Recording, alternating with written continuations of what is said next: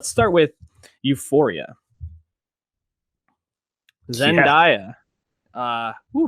Man, my first question is either I'm just a major lame, or uh, my high school was a major lame, or uh, if this is how high school is now, it's fucking wild, bro. I had a similar observation, and I was kind of reflecting. We've gotten the modern high school portrayed a few ways differently. Book smart, this show, of course, Mhm. across the pond on sex education. We've got a lot of like 2018, 2019 Gen Z high school experience, right?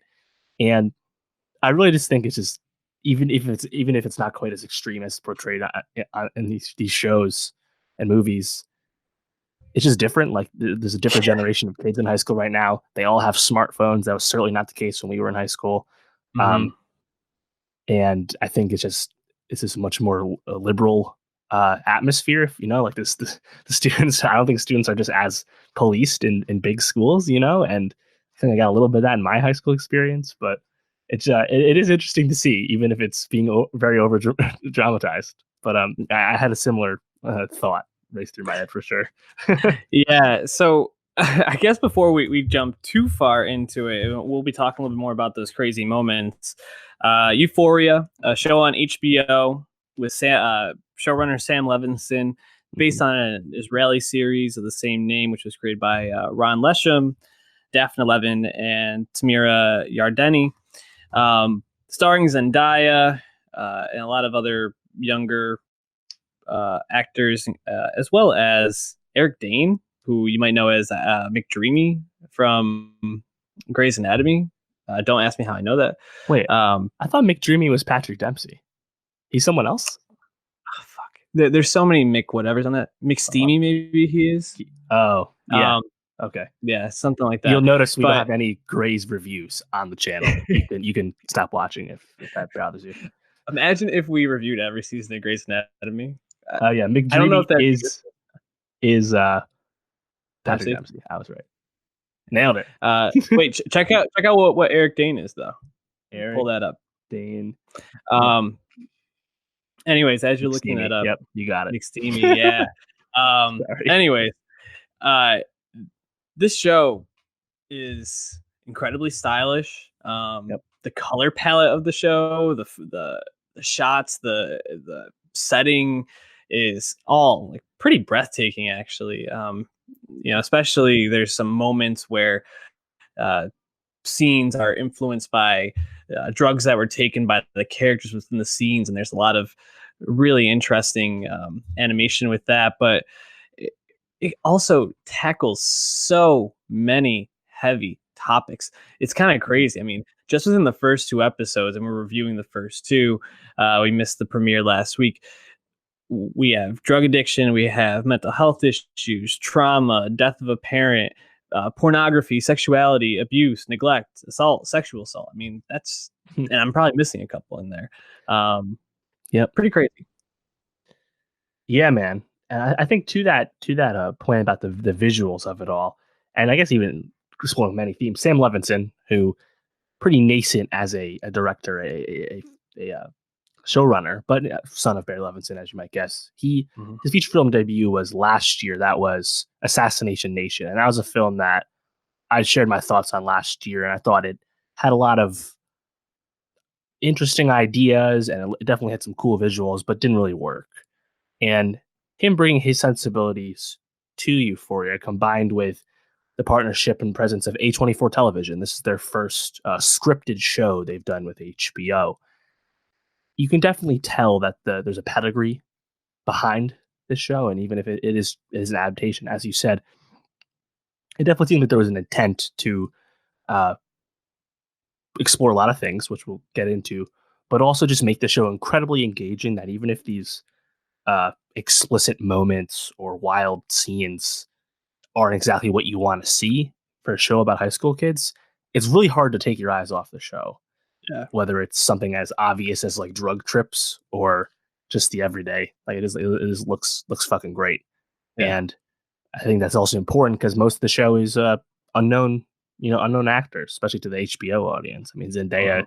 is quite famous, and it's certainly a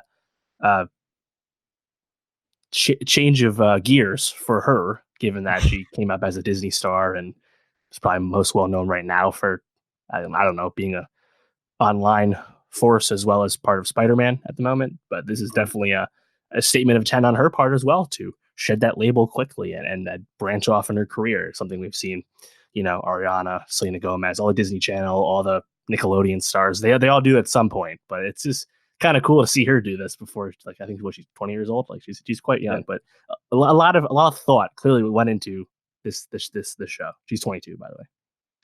Yeah, to your point about making it engaging. So even if what you're watching is not something you want to watch, but you can't stop. I found myself that way in the second episode a lot of the time, especially. Mm, There's moments where Nate, who's played by Jacob Elordi, lady, um, yeah, lady, Lottie, where he is like beating the absolute living shit out of this guy whose house he broke into. yeah. And he's basically like telling the guy like you raped somebody when that wasn't actually what happened at all. Um, that I was just like, this is appalling. But like the way that it was filmed, the way that Aladi was so menacing in that scene, it was really captivating. Hmm. Um, watching the scene with the drug dealer where Zendaya and Angus Cloud's Fezco, which side note, Fezco and Angus Cloud in general looks a lot like Mac Miller. It's Uh, almost kind of, and I he's suppose, yeah, he's been on the brain just a lot recently. But first of all, Fezco is an awesome character. But that whole scene was very much like yeah. almost like a horror film. The way it like was shot and like led up, very I don't know, scary, I guess. Fentanyl in episode 2. Hope you're ready. Well, I mean, even in the first episode, they show Zendaya passed out from a drug Yep. overdose. Pretty heavy stuff. Um, it's it's really engaging. I wonder how it's gonna do ratings wise, because I could see, like you said, for HBO, this isn't necessarily the demographic that would be maybe searching for a show like this.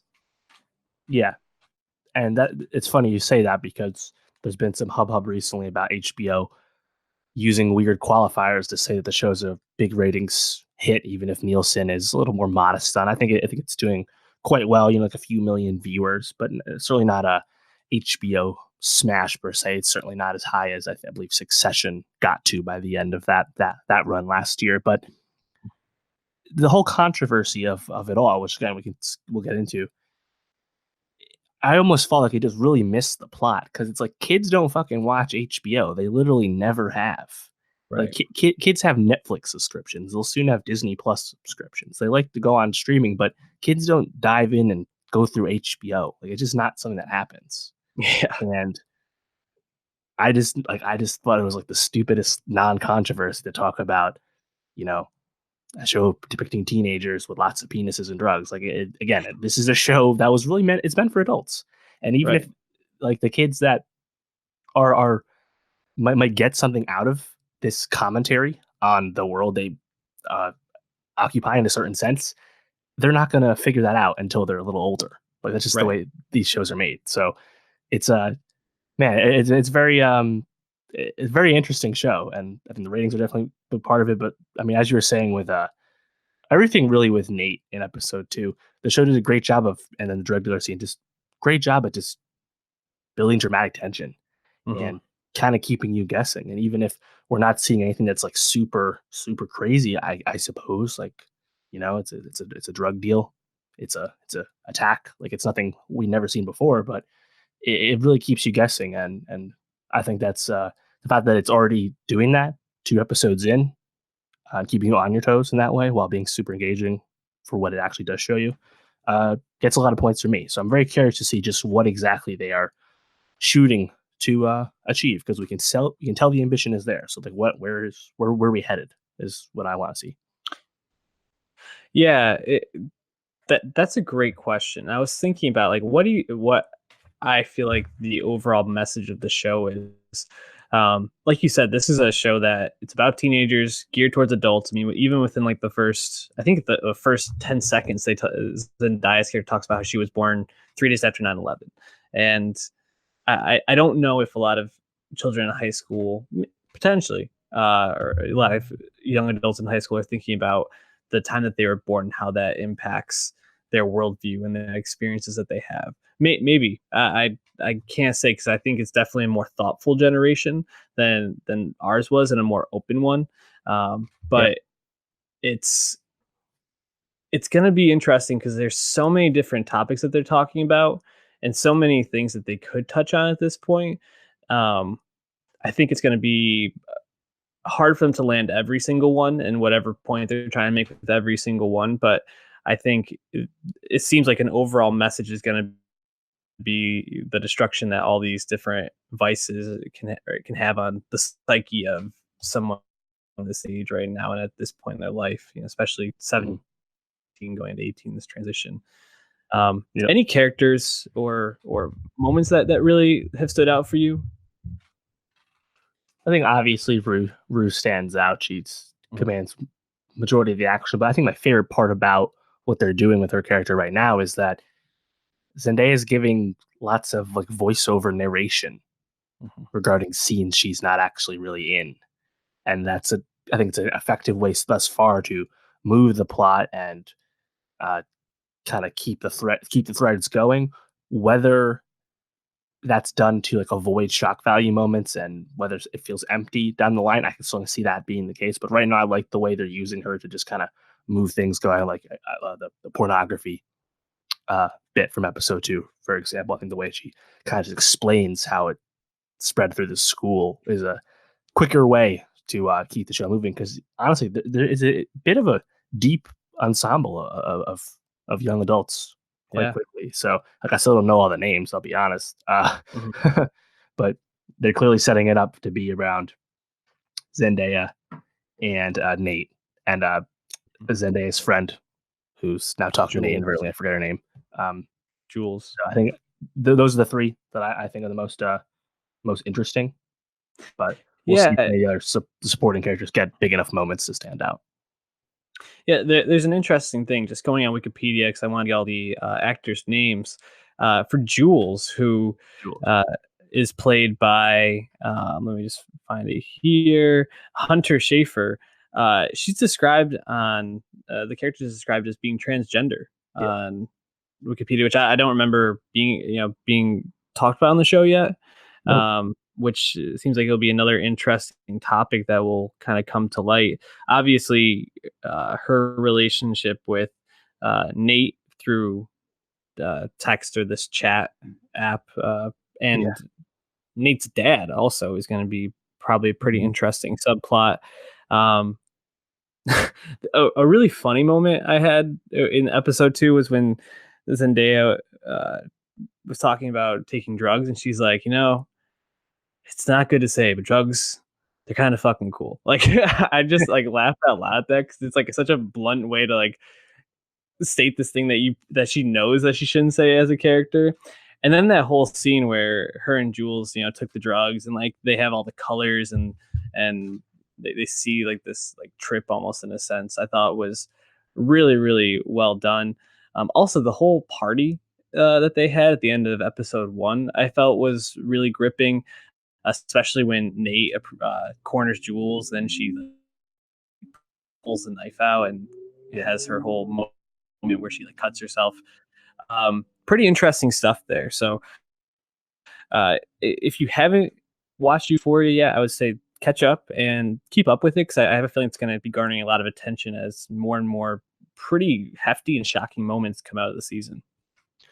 Yeah, I'm expecting more from Storm Reed, who plays Gia, Zendaya's Rue's younger sister in the show. Obviously, Storm Reed's a bit of a rising child star right now, so I would assume she's going to have some big moment coming.